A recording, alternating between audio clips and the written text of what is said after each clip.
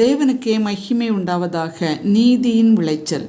2 கொரிந்தியர் 9:10. உங்கள் நீதியின் விளைச்சலை வர்த்திக்கச் செய்வார். விதைக்கிறவனுக்கு விதையையும் புசிக்கிறவனுக்கு ஆகாரத்தையும் அளிக்கிறவர் உங்களுக்கு விதையை அளித்து அதை பெருக பண்ணுவார் என்று கூறின பின்னர், இதுபோல நீங்கள் இந்த உலகுக்கு செய்யும் நீதியின் விளைச்சலை கர்த்தர் வர்த்திக்க அல்லது பெருக செய்வேன் என்கிறார். நாம் இந்த உலகில் விதைக்கும் விசுவாசத்தை, அன்பை, பகிர்ந்து கொள்ளுதலை, பகிர்ந்தளித்தலை, நற்கிரியைகளை கர்த்தர் நமக்கு திரும்ப தருவேன் என்கிறார். பவுல் நட்டாலும் அப்பல்லோ நீர் பாய்ச்சினாலும் விளையச் செய்கிறவர் கர்த்தர்.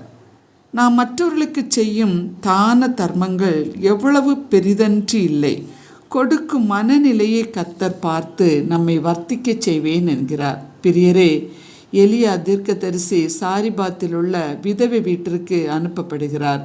தன்னிடமிருந்த கடைசி மாவையும் எண்ணெயையும் பயன்படுத்தி அடை உண்டாக்கி தெய்வ மனிதனுக்கு நல்மனதோடு கர்த்தருடைய வார்த்தையை நம்பி கொடுக்கிறாள்.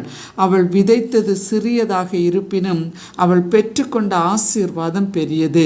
பஞ்சக்காலம் தீரும் வரை பானையில் மா செலவழிந்து போகவும் இல்லை, கலசத்தில் எண்ணெய் குறைந்து போகவும் இல்லை. திருப்தியுடன் கர்த்தர் வர்த்திக்க செய்தார். யோப்பா பட்டணத்தில் கிரேக்கு பாஷையில் தொற்காள் என்ற அர்த்தம் கொள்ளும் தபீத்தாள் என்னும் பேருள்ள ஒரு சீசி இருந்தாள். அவள் நற்கிரியைகளையும் தர்மங்களையும் மிகுதியாய் செய்து கொண்டு வந்தாள் என்று பார்க்கிறோம். அவள் மரித்தும் இன்றும் பேசப்படுகிறவளாய் இருக்கிறாள். காரணம், அவள் விதைத்தது சிறிதளவாய் இருப்பினும் விளையச் செய்த பலன் நீதியின் விளைச்சலாக இருந்தது.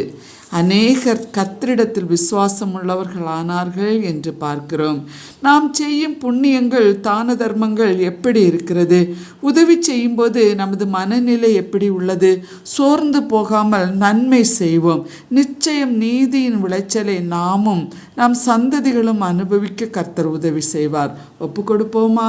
ஆமேன். செபிப்போம். அன்புள்ள இயேசு சுவாமி, நல்ல நாளுக்காக உமக்கு நன்றி கூறுகிறோம்.